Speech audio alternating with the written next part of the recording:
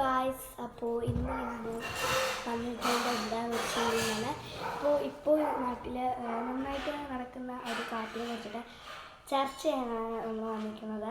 കാര്യം എന്താണെന്ന് വെച്ച് കഴിഞ്ഞാൽ ഇപ്പോൾ തന്നെ വയനാട്ടിൽ ഒരു പൊട്ടലും കുറേ ആൾക്കാരും ഒക്കെ ഉണ്ട്.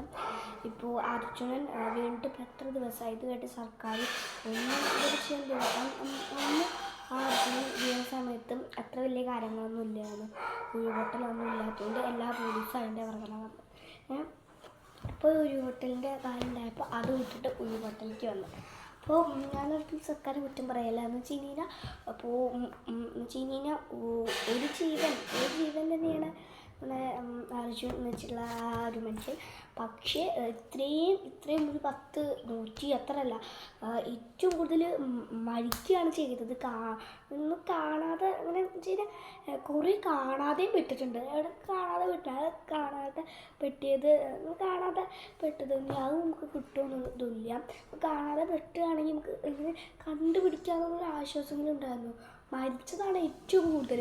നമുക്ക് എന്താ അപ്പോൾ ഒരു 1000 സംതിങ് അത് നമുക്ക് പറയാൻ പറ്റില്ല. ഓരോ ദിവസം അങ്ങനെ കൂടി വരിക.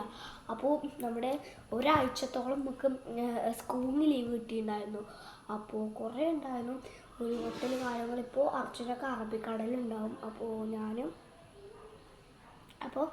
അപ്പോൾ ഒരിക്കലും ഇങ്ങനെ ഉരുൾപൊട്ടലിൻ്റെ ഇതിനൊന്നും നമുക്ക് ഒരിക്കലും തടയാൻ പറ്റില്ല. വലിയൊരു കാര്യമാണ്.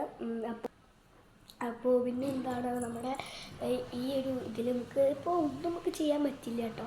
അപ്പോൾ എനിക്കൊന്നും മാത്രം പറയാൻ പറ്റുള്ളൂ, പ്രാർത്ഥിക്കുക മാത്രമേ പറ്റുള്ളൂ.